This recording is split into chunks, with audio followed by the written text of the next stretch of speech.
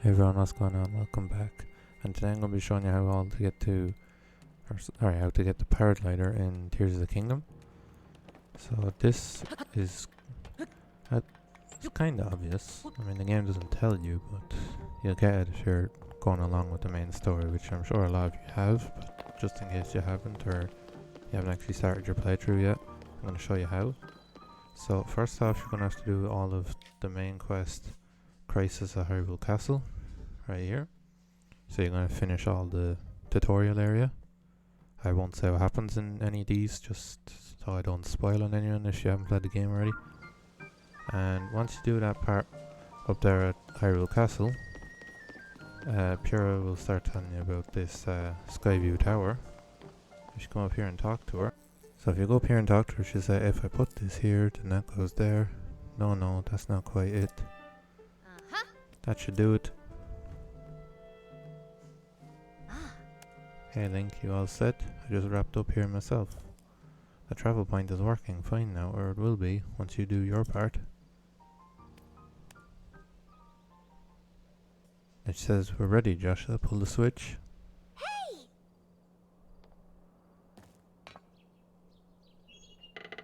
Joshua goes ahead and pulls down that lever for us.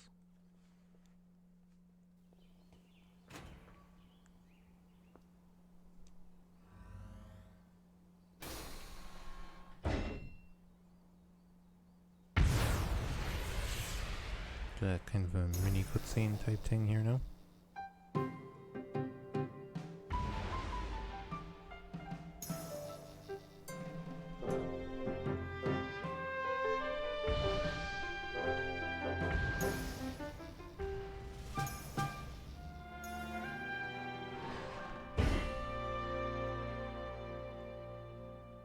So that's not important for this video that I'm making here now, that will be important for later on. That's just essentially a beacon to activate all the other towers in the area. Then Joshua says all of this, or all the Skyview towers have now been activated. She just told you I just did. Now we get to activate this Skyview tower. Yeah.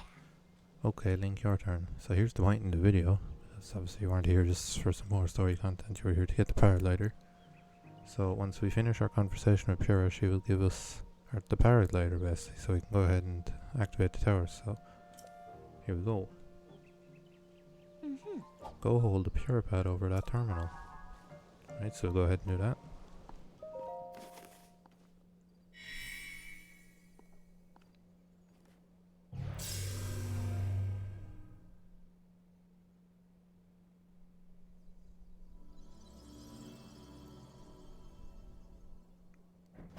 Another mini cutscene type thing. Alright, the Skyview Tower is now active on your map. So yeah, then we've got fast travel to Lookout Landing, which is very helpful. The same is true for every Skyview Tower you add to your Pura pad. Impressive, right? Very handy, yeah. But Skyview Towers are about more than just travelling quickly. Their primary function is to survey the area, or more simply put, to make a map. The Pura pad works with the Skyview Tower and scans the topography directly onto the map. Pretty great, Only thing is you need a paraglider when you're scanning. Here's the part I was telling you about, the point of this video. It takes a lot of skill and nobody here had what it takes. To be honest, that's why we haven't tested this out yet. We needed you. Which brings us to this. There we go. Of course Link's the only one with the skill. Right, it's showtime. Let's start with a test scan. Now it's time for our very first test launch. I mean, our first test. Just step over there into the circle and find me afterward, alright?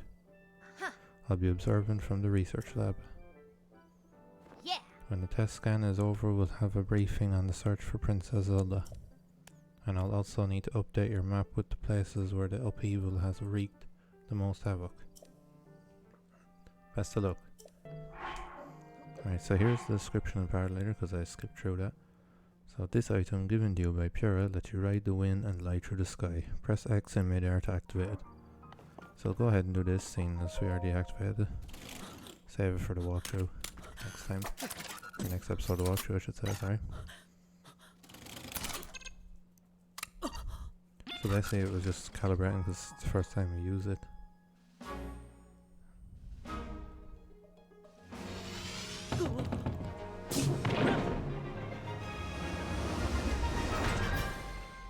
You get launched into the sky.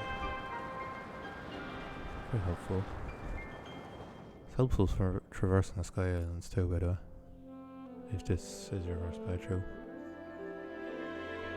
So I already know that if this isn't your first playthrough. Just a quick heads up. Go ahead and scan the sky there.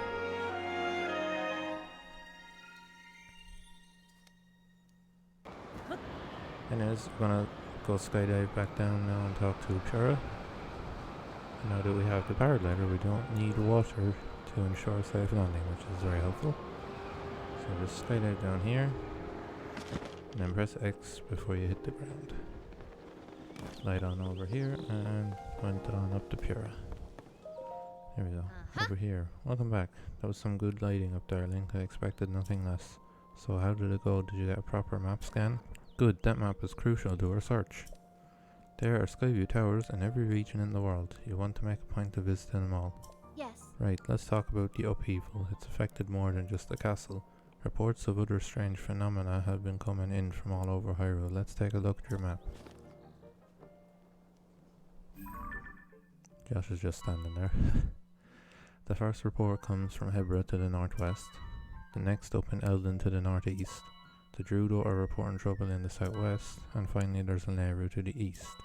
The strange phenomena are concentrated in these four regions. I can't say for certain, but I've got the nagging suspicion that we might find out more about Princess Zelda by looking into these phenomena.